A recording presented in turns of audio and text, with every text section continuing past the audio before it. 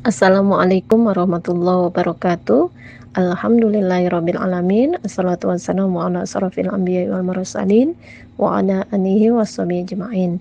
Alhamdulillah, segala puji bagi Allah. Salawat beriring salam kita turunkan kepada uswatun hasanah Nabi besar Muhammad sallallahu alaihi wasallam.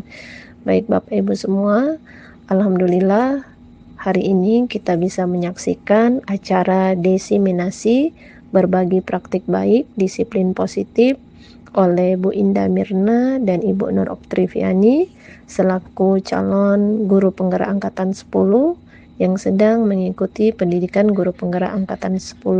Mudah-mudahan kita doakan Ibu berdua ini nantinya selesai mengikuti pendidikan dan berhasil menyandang status guru penggerak. Amin ya rabbal alamin. Baik Bapak Ibu, kami selaku manajemen sekolah berharap kepada Bapak Ibu semua ikuti kegiatan ini sampai selesai, dengarkan, kemudian ambil hikmahnya, ambil pelajaran ya, bahwa kegiatan ini sungguh luar biasa karena kegiatan yang disampaikan oleh Bu Indah dan Bu Nur Oktriviani ini sudah mereka terapkan ya, sudah mereka terapkan di dalam lingkungan kelas mereka yang ajar ya. Di sini tentang disiplin positif. Kita tahu bahwa disiplin positif adalah konsep ya yang bertujuan untuk menanamkan motivasi internal pada siswa agar mereka menghargai diri sendiri dan nilai-nilai yang mereka percaya. Dan juga disiplin positif ini tidak hanya berfokus pada hukuman ya Bapak Ibu, tidak hanya berfokus pada hukuman dan hadiah, tetapi pada pengembangan keterampilan sosial dan emosional.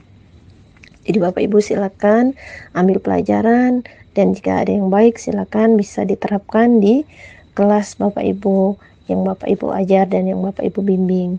Kemudian selanjutnya kami juga selaku manajemen sekolah berharap banyak ya kepada guru penggerak ya, terutama Bu Nur dan Bu Indah ya. Harapannya adalah guru penggerak atau ibu berdua mampu menggerakkan komunitas sekolah ya, tentunya untuk bersama-sama mengembangkan dan mewujudkan visi sekolah yang berpihak pada murid dan tentunya berlandaskan nilai-nilai kebajikan universal. Itu saja sambutan dari saya. Mohon maaf atas segala kekurangan, kepada Allah mohon ampun. Assalamualaikum warahmatullahi wabarakatuh.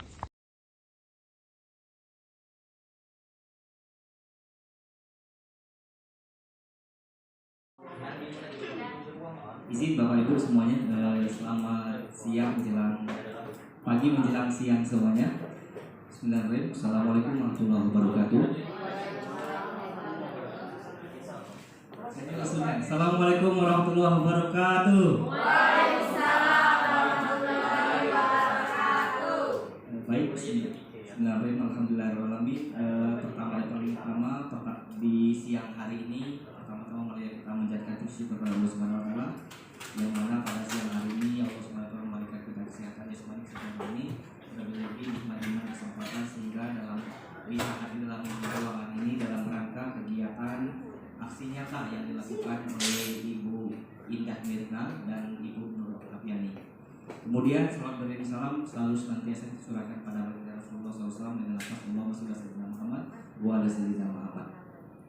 Baik Bapak Ibu, terima kasih telah hadir pada siang hari ini dalam rangka agenda kita yang sama-sama kita saksikan di belakangnya ada spanduk, yaitu hari ini adalah bentuk aksi nyata dari modul 1.4 dari Ibu Nur dan Ibu Indah, yaitu diseminasi praktik baik budaya positif. Harapannya bisa mengembang kepada kita semua, mengimbas di sekolah kita yang kita banggakan ini, SMK Negeri 2 Morenin ini.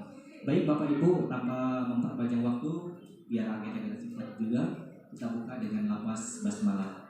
Bismillahirrahmanirrahim. Assalamualaikum warahmatullahi wabarakatuh.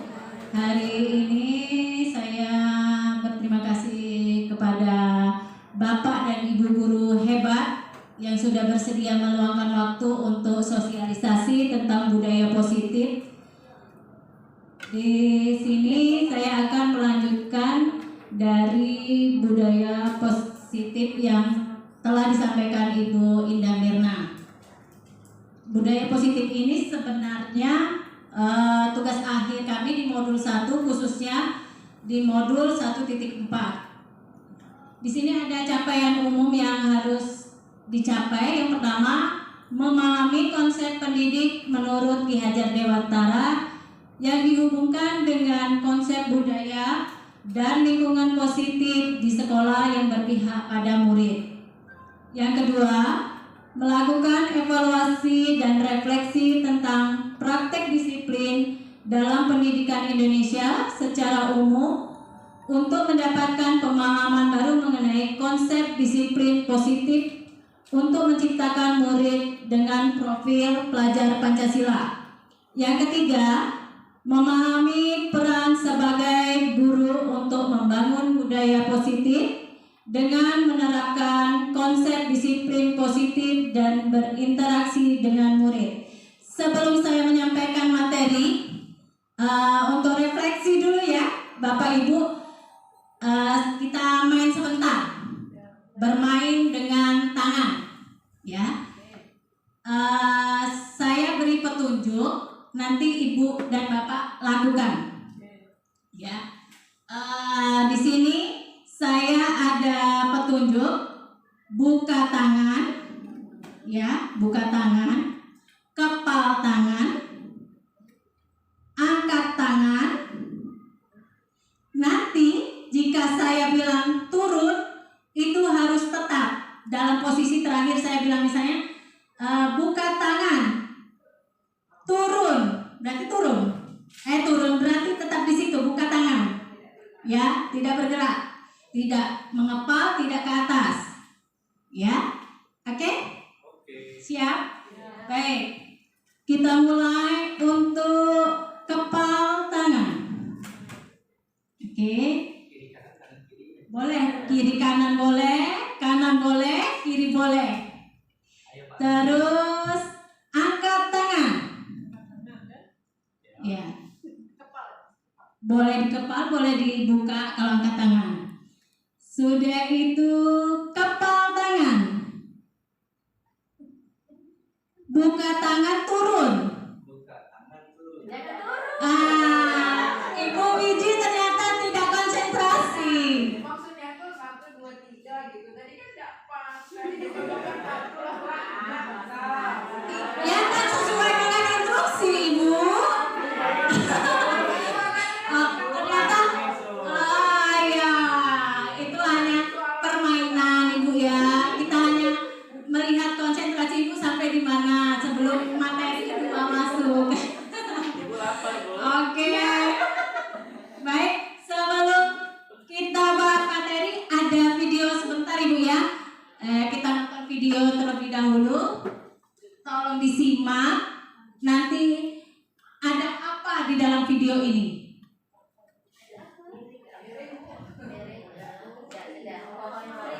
Bahasa India itu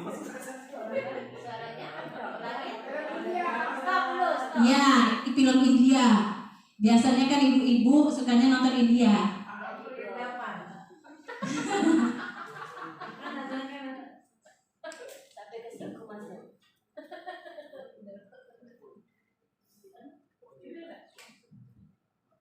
Nonton ya, ya. Jadi yang ditanggapi nanti filmnya, bukan orangnya ya Bu. Oke. Ngerti bahasa India ya Bu ya. Saya nggak punya. Aja lah kita Oh ya. aja. Maaf dari translate beta bahasa India. Ternyata wanita bisa bahasa India ya. Aja. Cocok ya. Nehi. Nehi itu lah. Salaman. Aja. Jadi semuanya durasi sejam setengah nih.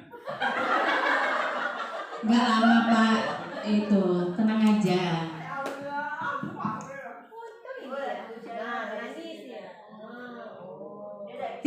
Ini nanti Bapak Ibu sikapi budaya positif apa yang ada di film ini. Jadi semua kayak bantu dorong. Saya belum pernah nonton, baru nontonnya. Produser tuh. Saya sutradaranya. Oh, itu dari Itu lari-lari kan. Jadi jaga kayak Polisi datang terakhir itu. Polisi gombal. polisi Indonesia juga nggak biasa. Dengan lagi polisi datang gitu. Dekatnya joget-joget kayak seneng. Tadi kita dulu. Kita berapa? Nah, dia terangkat. Sampai besok ngangkat. Oh, besok. Joget joget kan? Gara-gara budak kecil tadi. Siapa? Ceritakan ibu Selvi. Nah, polisi datang Datang terakhiran. Apa ini polisi datang? Dapat polisi panggil datang. Oke, Bapak Ibu, dari video ini adakah yang bisa memberikan tanggapan? Oh, ya, boleh Ibu Septi. Boleh. Aku terus jaga jadi. Saya. Oke. Sama dengan kisah itu. Ya, kalau dari video tadi, Nah, kamu belum ngumpul tugas. Wajib. Biasanya ya. Itu. Oke, lanjut. Di sini ada mengubah paradigma stimulus respon ke pendekatan teori kontrol. Biasanya kita mengontrol seseorang ya. Setiap orang itu biasanya ada yang bisa dikontrol, ada yang tidak bisa dikontrol. Stimulus responnya yang pertama itu kita mencoba mengubah orang agar berpandangan sama dengan kita. Pada dasarnya setiap orang tidak bisa sama dengan kita, ya. Itu untuk teori kontrolnya. Yang kedua, stimulus responnya itu ada perilaku buruk dilihat sebagai suatu kesalahan. Teori kontrolnya, semua perilaku memiliki tujuan. Yang ketiga, orang lain bisa mengontrol saya. Teori kontrolnya itu hanya ada yang bisa mengontrol diri saya, seperti kepala sekolah, ya. Sudah itu, yang keempat, saya bisa mengontrol orang lain. Teorinya, Anda tidak bisa mengontrol orang lain. Kelima, pemaksa ada pada saat bujukan gagal. Teorinya, kolaborasi dan konsensus menciptakan pilihan-pilihan baru. Keenam, model berpikir menang atau kalah. Teorinya, model berpikir menang-menang. Nah, lanjut, disiplin positif yang kedua. Disiplin positif itu berasal dari bahasa Latin yaitu disciplina, yang artinya belajar. Disiplin mengacu pada disiplin diri yang memiliki tanggung jawab terhadap apa yang dilakukan berdasarkan nilai-nilai yang diyakini. Disiplin positif itu sendiri adalah metode mendidik anak dengan menghargai dan mendukung mereka. Tujuannya itu untuk membangun perilaku baik dan hubungan yang sehat tanpa hukuman fisik atau verbal.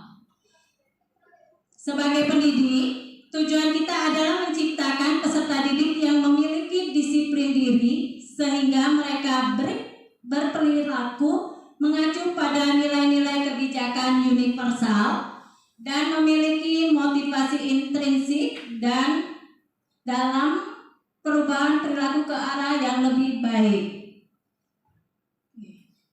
Yang ketiga, di sini ada nilai-nilai kebijakan, di mana nilai-nilai kebijakan itu tidak melihat apa suku kita, apa agama kita, ya, tidak pernah melihat perbedaan di sini.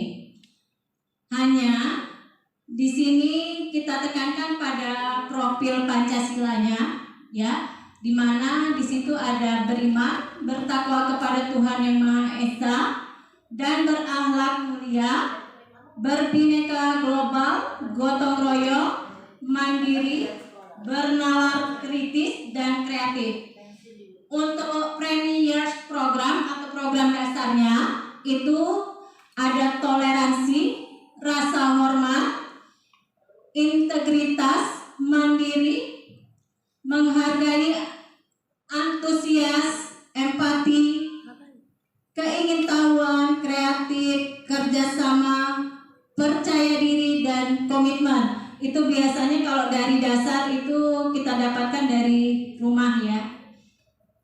Oke, yang ketiga ada keterampilan hidup atau life skill. Itu dapat dipercaya, lurus hati, pendengar yang aktif, tidak merendahkan orang lain, dan terakhir memberikan yang terbaik dari diri.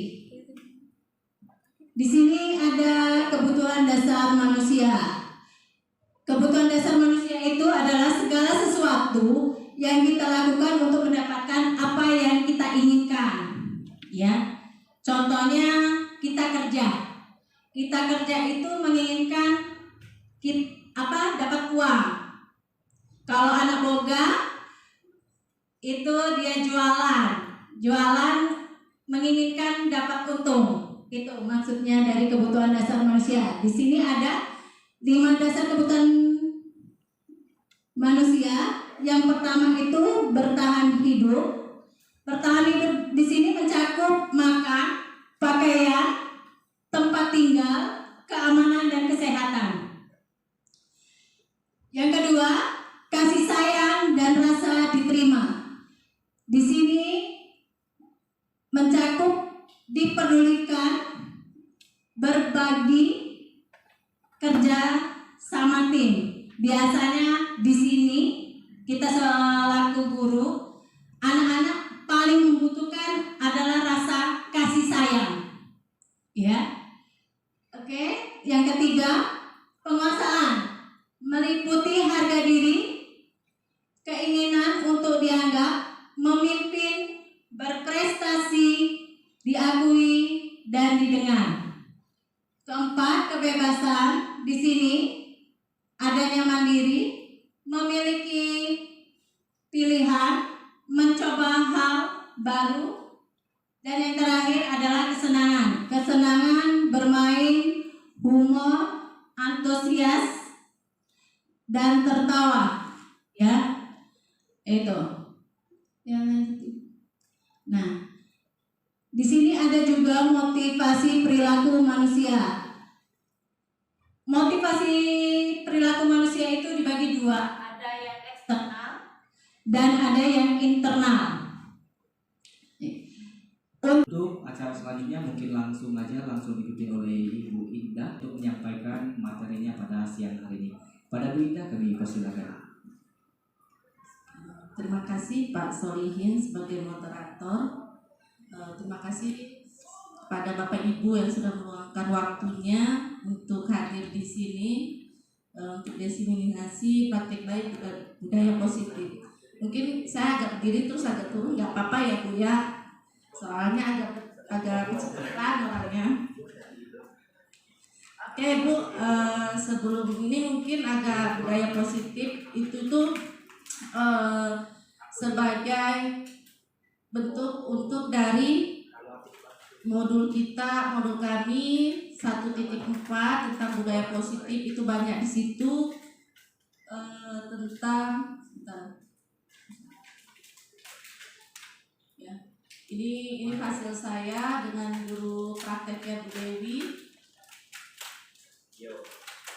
Nah, saya mengambil dari motivasi perilaku manusia, hukuman, dan penghargaan, di mana menurut Dian Gosen dalam bukunya Restructuring School Discipline menyatakan ada 3 motivasi untuk menghindari hukuman itu, untuk menghindari ketidaknyamanan atau hukuman.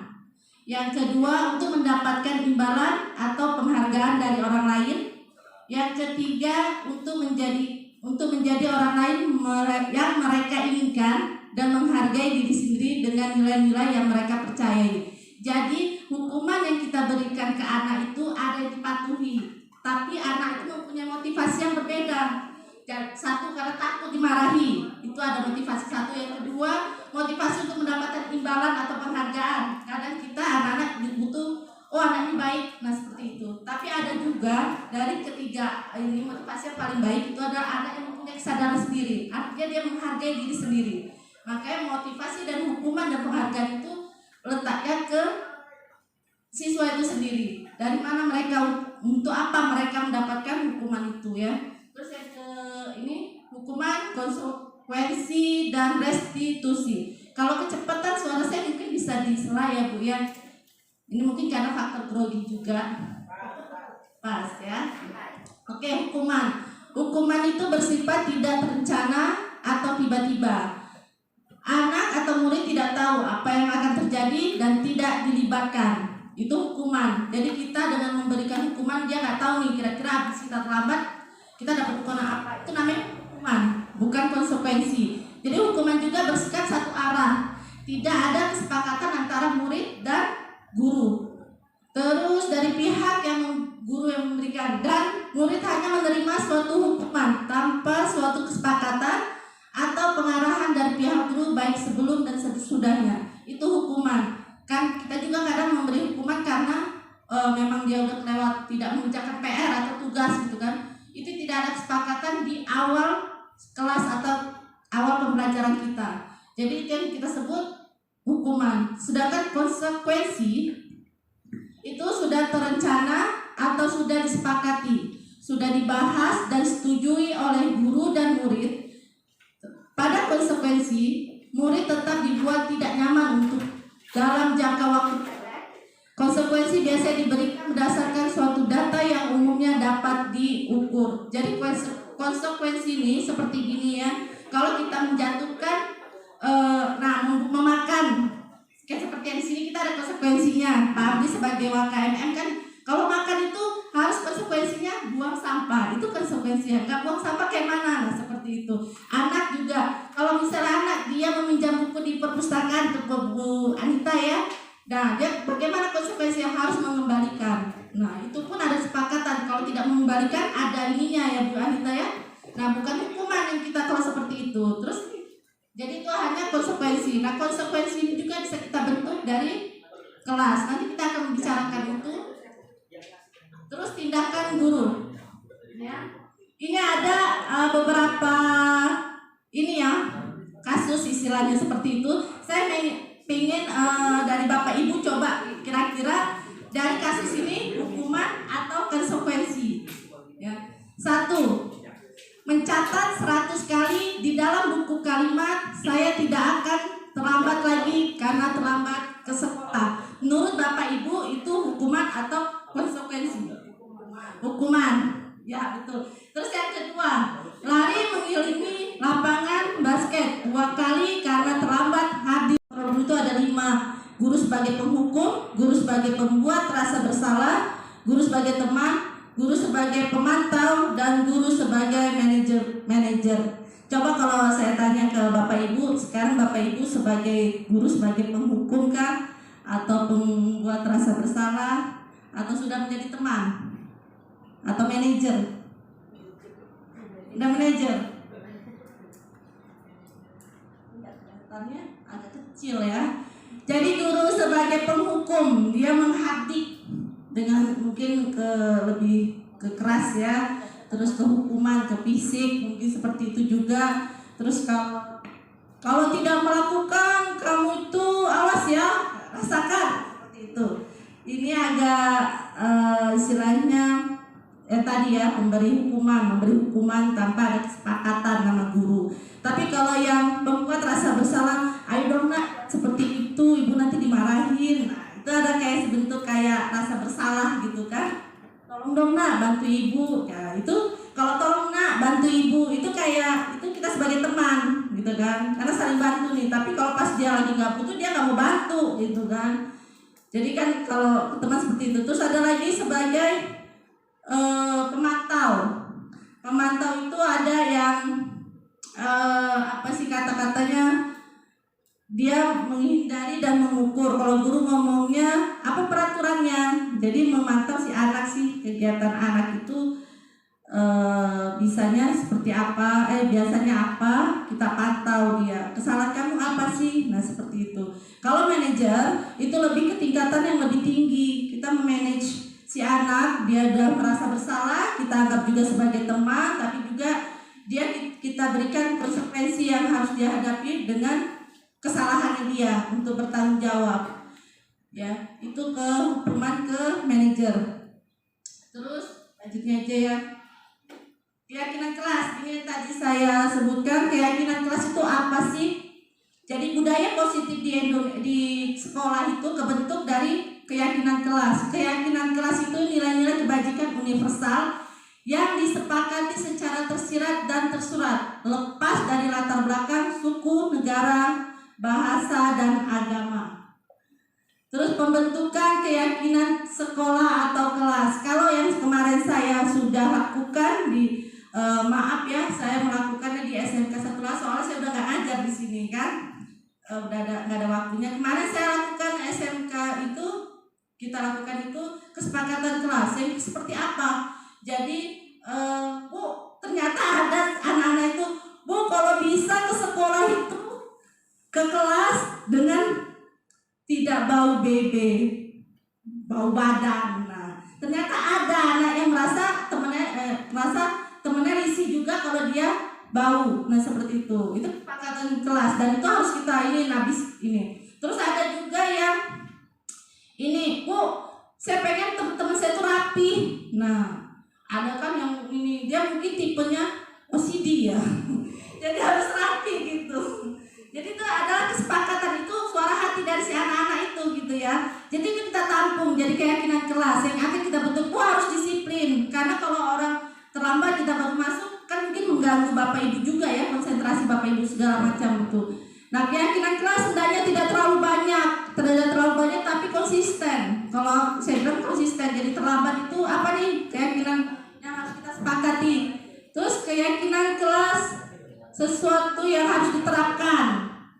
Keyakinan kelas senantiasa dibuat dalam bentuk positif. Jadi bapak ibu kita itu jangan melihat anak hanya jeleknya, hanya buruknya, tapi kita timbulkan nilai positif yang ada di diri anak. Jadi kita hilangkan untuk kesepakatan kelas itu, kita hilangkan sifat, bukan wah dia anak nakal, bukan, tapi mungkin tidak rajin. Nah seperti itu kita timbulkan rasa positifnya yang ada anak itu ya.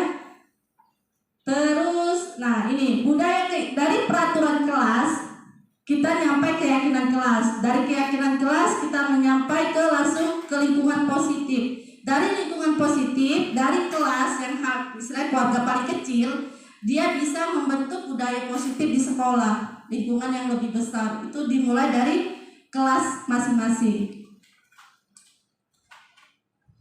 Mungkin besok kalau keyakinan kelas kita udah jalan, Pak Amri sebagai Waka MM nggak perlu lagi nih teriak-teriak seperti apa kan. Wah udah keren nih budaya positif yang di sekolah udah jalan, jadi bisa terapkan. Ada kegiatan pendalaman keyakinan kelas, hormat terdengar seperti apa sih? Terdengar, yuk bantu saya gitu sebenarnya. Saya agak kecil ya Pak ya. Udah kabur, udah agak mata tua gitu, maaf ya Pak ya.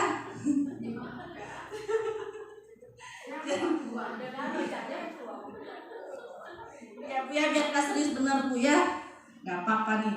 Jadi terima kasih, tolongnya itu terdengar, itu merupakan kayak ini apa, peraturan yang kayak apa sih, terima kasih, itu kan hormat, bentuk hormat ya, yang terdengar, didengar, diucapkan. Lain dengan yang terlihat. Kalau terlihat itu berempati terhadap perasaan orang lain, memegang barang milik orang lain hanya dengan izinnya.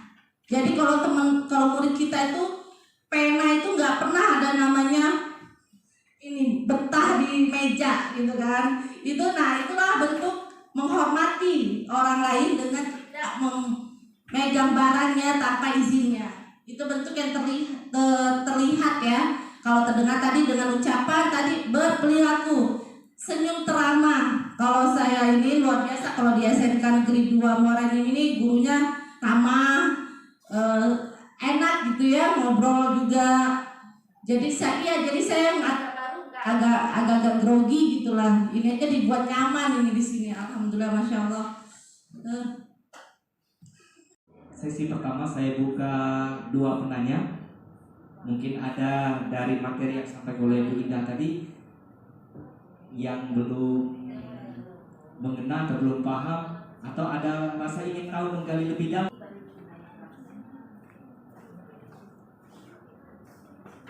Boleh Bapak Ibu kalau ada yang ditanyakan terkait dengan materi sampai oleh Bu Indah tadi terkait dengan budaya positif dalam proses pembelajaran kita. Di mana tadi sedikit tentang tadi keyakinan, posisi kontrol guru, sama keyakinan kelas, restitusi, hukuman, dan penghargaan. Itu ada macam-macamnya semua Bapak Ibu guru. Jadi kita bisa memilah apakah ini termasuk hukuman atau termasuk konsekuensi. Mungkin yang akan lebih melekat ke anak adalah tentang konsekuensi ya. Terus untuk restitusi juga membentukkan karakter anak juga. Jadi mungkin itu saya bisa mengambil kesimpulan. Satu lagi, posisi kontrol guru. Mungkin saya juga dulu adalah sebagai guru penghukum, gitu kan? Guru penghukum, guru yang selalu kalau ada ingin dituruti oleh anak muridnya. Saya penghukum berat mungkin ya. Jadi tapi semakin dulu sempat saya baru setahun saya mengajar udah nyuruh anak lepas kaki, lepas sepatu dan berjalan di jalan yang panas. Itu saya masih agak penghukum berat. Jadi itu berlambat tahun berubah seiring sejalan ya, pasangan aja ya, seiring sejalan. Emang guru sama murid itu kan jalan Bu. Seiring sejalan saya berubah dan di tahun ini di kemarin saya dapati anak dengan pendekatan yang saya lakukan terhadap ini. Pendekatan yang awal itu adalah mengenali karakter anak ya Bapak Ibu. Tapi memang kita untuk mengenali semua karakter nggak mungkin ini. Kita harus dibantu dengan wali kelas, guru BK. Itu guru BK sangat berpengaruh, sangat berperan dalam ini. Jadi metode pembelajaran yang pendekatan yang di guru BK lakukan itu kita harus pelajari itu seperti itu ya. Jadi pendekatan dengan anak itu ternyata memang anak itu banyak yang mau dihalus, dia pelani, sayang gitu kan. Jadi pada intinya kita mengikuti filosofi Ki Hajar Dewantara, yaitu menghamba pada anak. Ya, jadi bukan menghamba dalam kata ini negatif, tapi mengikuti keinginan anak gitu ya. Tidak sesuai dengan kodrat alam dan zamannya. Zaman kita akan berbeda dengan zaman mereka. Mungkin saya sambungkan ke Bu Nur. Sudah siap Bu Nur? langsung aja materi yang disampaikan oleh Ibu Nur Oktaviani untuk menyampaikan. Oktaviani, mohon maaf. Pada Bu Nur untuk menyampaikan materi yang sesi yang kedua ini.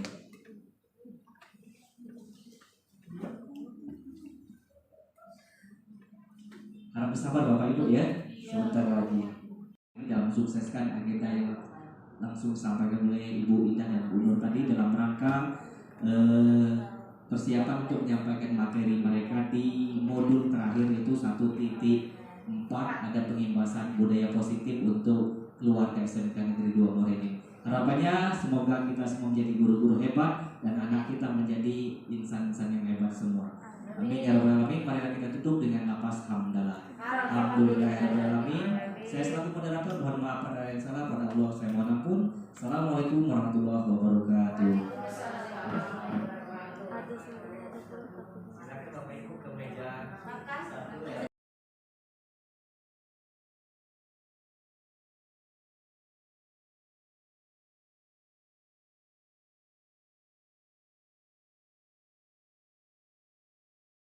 Cindy, tadi Ibu dengar laporan dari ketua kelas, katanya kamu bertengkar ya dengan Nopri?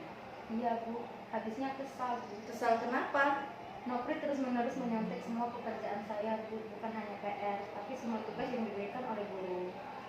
Gitu ceritanya. Wajar kamu kesal ya. Ibu juga kalau di posisi kamu akan merasa kesal. Lalu, apa yang kamu lakukan dengan Nopri? Saya marah-marah Bu dan memaki Nopri. Tanpa sadar saya menggebrak mejanya. Oh begitu. Pasti kamu berbuat begitu ada alasannya ya? Iya dong Bu. Masa saya diam saja?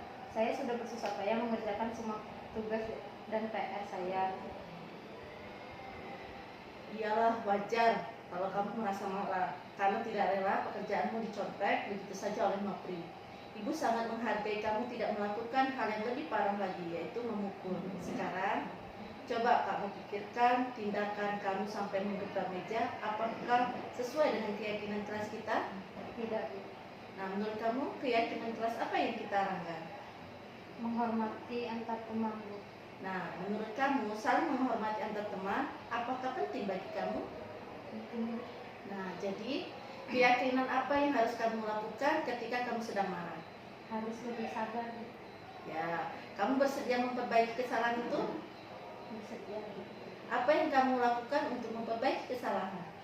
Saya lebih sabar dalam menahan amarah saya. Kalau ada teman yang mau mencontek, saya akan memberitahu guru mata pelajaran ataupun wali kelas saya.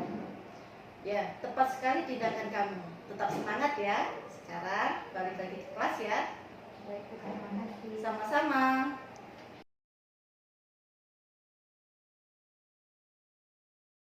Oke anak-anak semua, kemarin kita sering mendengar ada yang terlambat, ya kan? Ibu pernah juga menegur, ada yang makan di kelas, terus ada lagi yang tidak piket saat pulang sekolah. Nah ya, jadi kita buat kesepakatan kelas, yang kesepakatan itu adalah dari kalian dan akan kalian jalankan menurut kesepakatan kalian masing-masing. Ya, tidak ada paksaan dan diatur oleh kita semua. Ya, jadi yang menjalankan adalah kita sendiri. Ya, Ibu akan membagikan notes ya. Notes tempel ini masing-masing orang membuat kesepakatan atau keyakinan apa yang ada yang harus dijalani kelas ini. Misalnya datang tepat waktu, membuang sampah pada tempatnya. Terus apa lagi ada ini? Apalagi tidak menggunakan HP di kelas. Ada lagi? Tidak tidur dalam kelas. Apa lagi? Tidak mengobrol saat guru menjelaskan. Apa lagi, Mbak? Tidak makan dalam kelas. Nah, itu adalah kesepakatan-kesepakatan yang kalau kalian lakukan akan mengganggu teman lainnya. Oke? Mengerti ya? Ya, stop dulu, Mbak. Oke ya? Ini akan Ibu bagikan masing-masing orang, harus diisi. Kemudian kalau sudah selesai kalian bisa menempelkan di sini. Dimengerti? Mengerti. Oke, kita mulai ya. Kalau ada lebih dari 2 nggak apa-apa.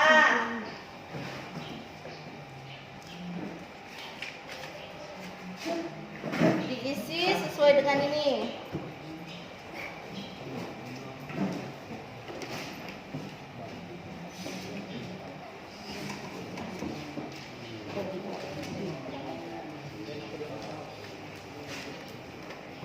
Apa yang mau kamu, kira-kira sih kalau sama temen kurang asik nih kalau temen enggak ini gitu kan, kamu tulis aja, kita buat kesepakatan biar sama-sama saling agar pembelajaran ini kalian nyaman, semangat. Udah dapat semua? Oke, sekarang kerjakan masing-masing. Stop, Mbak.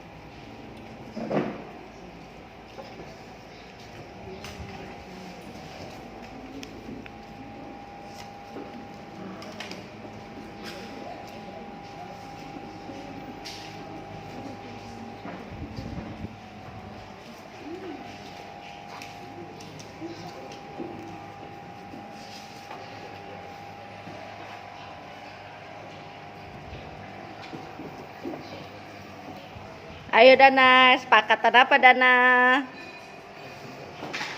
Erik?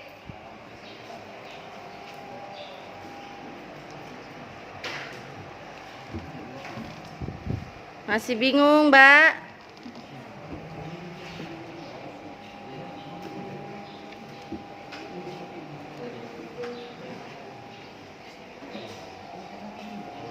Sudah dapat, Dindi?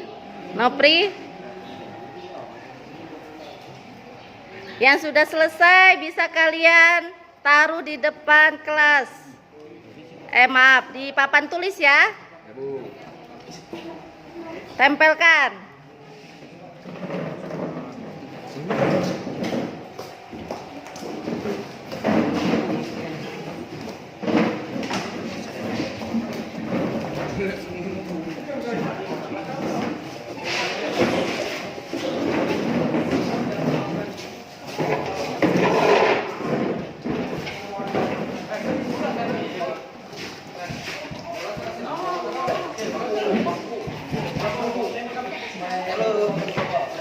Oke, Topan. Makasih, Radit. Fadila, Dimas.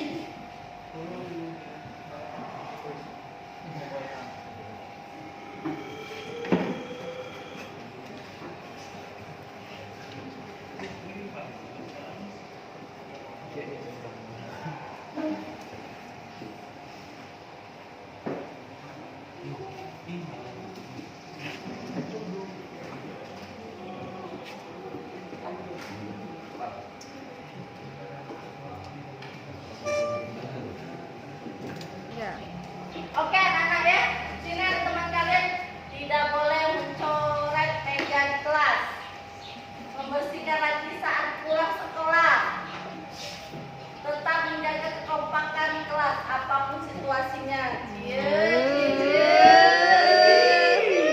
Tidak boleh berisik saat menjelaskan guru, berdeodoran saat di kelas, tidak membuang sampah sembarangan atau membuang sampah di laci. Jangan mencuri pena dalam kelas, tidak makan dan minum dalam kelas, menghargai teman sekelas, mengucapkan salam masuk kelas, berpakaian rapi sampai jam pelajaran selesai, tidak ikut saat guru menjelaskan, tidak membuang sampah sembarangan, tidak mengobrol, tidak boleh buang sampah, jangan ke kantin sebelum istirahat untuk lebih menjaga kebersihan. Kesepakatan kelas, tidak makan saat belajar berlangsung, tidak buka sepatu dalam kelas. Memang ada berapa berarti yang merasa terganggu ya. Tidak makan di kelas, tidak buka sepatu saat pelajaran, tidak melepas, dilarang makan,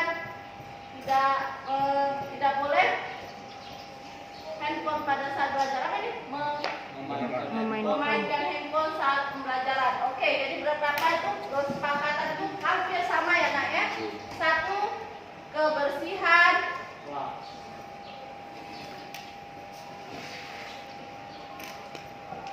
Kebersihan kelas ini, tidak buang sampah sembarangan.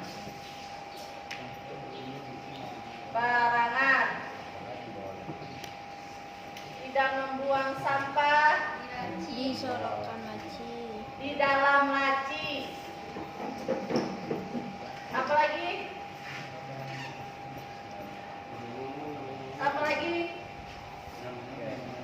piket. Melaksanakan piket.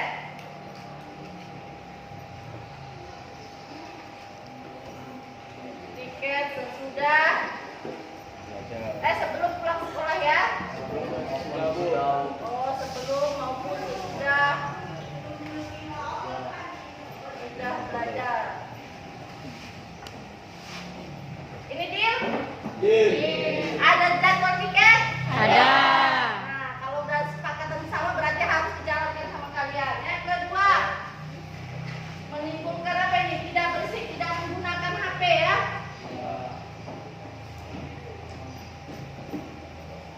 Saat guru menjelaskan.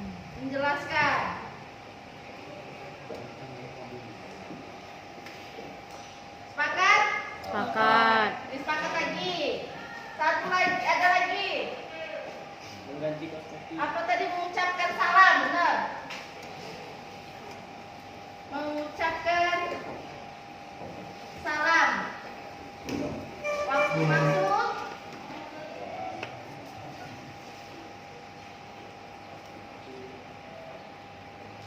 Apa lagi? Meminta izin. Ya, meminta izin keluar, meminta izin kepada guru untuk keluar kelas ya. Apa lagi? Menjaga kerapian baju. Menjaga penampilan ya. Menjaga penampilan ini nak. Penampilan diri. Menjaga penampilan diri termasuk menghormati diri sendiri dan orang lain. Kalau kita rapi, orang menganggap kita juga berbeda, ya. Jadi enak melihatnya, tidak seperti orang yang tidak berpendidikan. Beda kalian dengan yang lulusan SD akan berbeda dengan kalian yang lulusan SMA. Itulah makanya pentingnya pendidikan. Jadi ya, memperbaiki perilaku kalian, ya. Oke, mungkin apa lagi? Ada lagi? Memakai sepatu di kelas. Oke, memakai sepatu. Tidak membuka kalian? Ya. Memakai sepatu di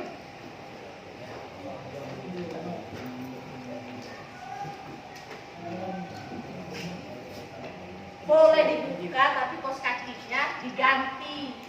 Ya, betul kan? Jadi tidak mengganggu kenyamanan kelas. Oke, Bil ya? Deal. Ini kesepakatan kelas dari kita. Disepakati oleh kita semua. Besok kita ketik, kita taruh di tempel di papan di tembok biar kalian bisa membaca apa kesepakatan yang telah kita buat. Oke, Ibu cukupkan sekian. Assalamualaikum warahmatullahi wabarakatuh. Waalaikumsalam warahmatullahi